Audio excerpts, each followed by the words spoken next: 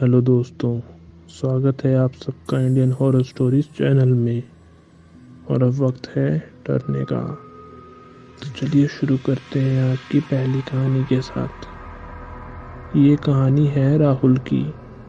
राहुल कई सालों से एक लोकल न्यूज़ ऑफिस में काम करता था। एक शाम जब ऑफिस की छुट्टी होने वाली थी तो अचानक से एक ज़रूरी काम आ गया जिसे सिर्फ राहुल ही कर सकता था। इसलिए राहुल को ऑफिस से निकलने में रात के 2 बज गए। रात के 2 बजने के कारण राहुल को घर जाने के लिए कोई साधन नहीं मिल रहा था। तभी कुछ देर में एक ऑटो राहुल की तरफ आता हुआ दिखा। राहुल ने ऑटो वाले को रोका और उसे अपने घर तक छोड़ने के लिए कहा। ऑटो वाला राहुल को ऑटो में बैठा के उसके घर की तरफ चल दिया। कुछ दूर चलने के बाद रास्ते में 2 औरत मिली। वो भी ऑटो वाले को हाथ देकर रुकने का इशारा किया। तभी ऑटो वाले ने राहुल से पूछा, सर इनके लिए ऑटो रोकूं या नहीं? राहुल ने कहा, अरे नहीं, इन्हें भी बिठा लो, बेचारी रात में कहाँ भटकेगी। फिर ऑटो वाले उन दोनों औरतों से बात की। उनको बीच रास्ते में ही उतरना था। फिर दोनों औरतें राहुल के बगल में आके बैठ गई।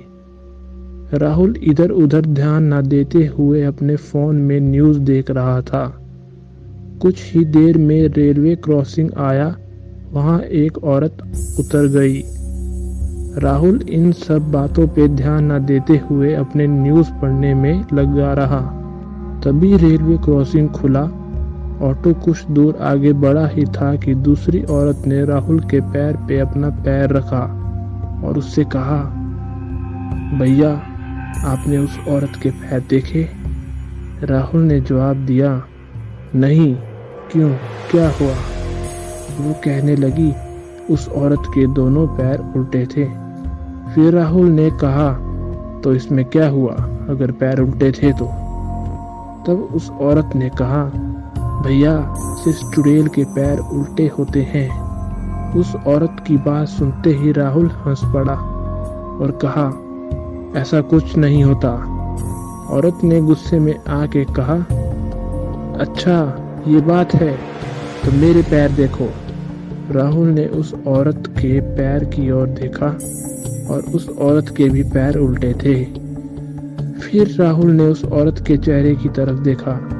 एकदम डरावना चेहरा, पीले पीले दांत, चेहरे की चमड़ी फटी हुई। इतना भयानक दृश्य देख के राहुल वहीं बेहोश हो गया।